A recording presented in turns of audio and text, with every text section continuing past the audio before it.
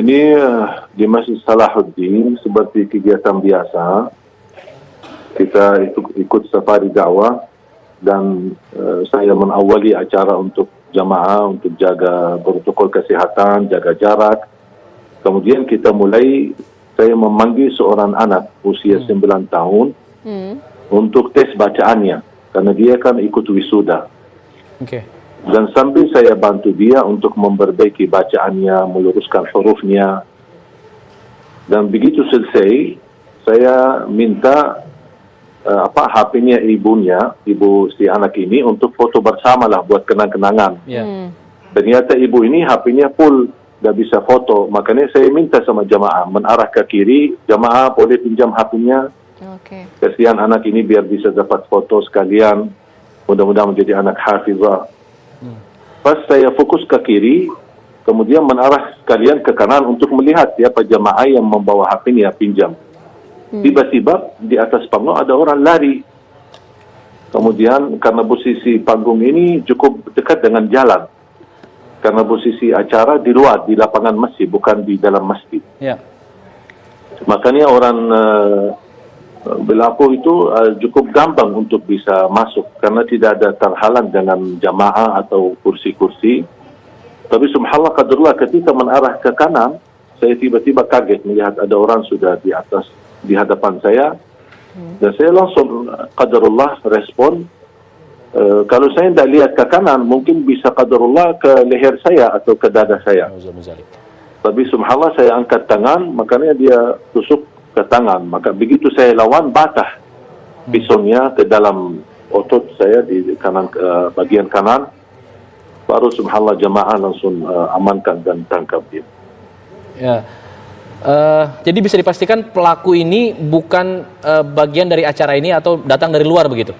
Iya, kelihatan dari luar karena dia lari. Dia lari. Cuman ke posisi jamaah cukup fokus karena kita lagi bukan lagi ceramah, tapi lagi diskusi dengan jamaah, berdialog dengan jamaah. Makanya jamaah banyak fokus ke saya, tidak memperhatikan. Dan ini kejadian pertama kali barangkali, apalagi posisi saya di panggung cukup dekat jalan gitu.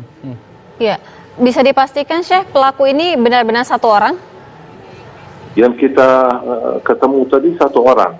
Apakah ada orang lain, mungkin mereka lepas diri atau larikan diri dari tempat. Tapi yang kita lihat ini ada satu orang dan langsung diamankan.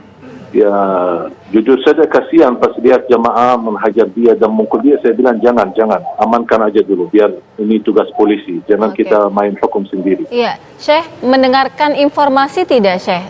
Siapa sebenarnya pelaku ini? Sampai titik ini belum saya mendapatkan berita apa-apa. Karena baru saja diamankan karena habis ditahan oleh jamaah, diamankan di ruang masjid sambil menunggu polisi datang dan petugas polisi datang dan membawa beliau ke kantor polisi. Oke, jadi mungkin bisa diceritakan lagi untuk luka yang Syekh alami saat ini di bagian mana saja? Mulai sedikit nyeri, awal-awalnya saya berdarah terus sampai baju saya di sebelah kanan semuanya basah.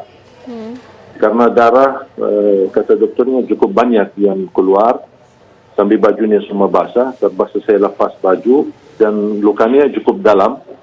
Makanya dikasih obat suntik, kemudian baru dikasih jahitan bagian dalam dengan dagingnya. Karena ototnya cukup,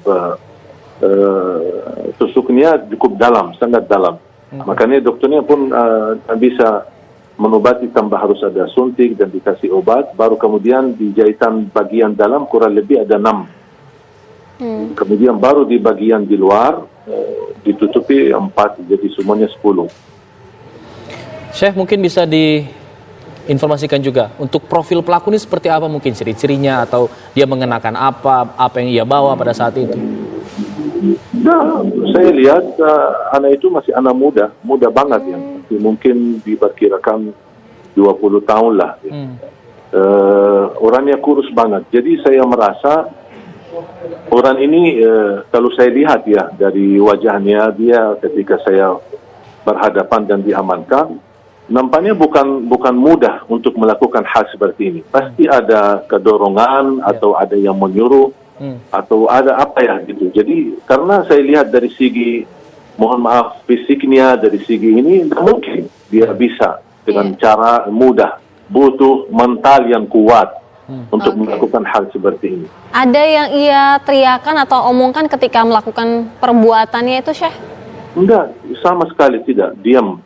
Hanya diam, cuman ketika dia angkat pisunya, dan subhanallah pas panitia kebetulan ada banyak yang sudah ada video live, ada yang lagi live, ada yang lagi rekam. Pas saya lagi berlangsung ceramah. Jadi semua terekam ini mulai dari titik awal sampai akhir. Ini terekam semua. Jadi beliau tidak berbicara apa-apa.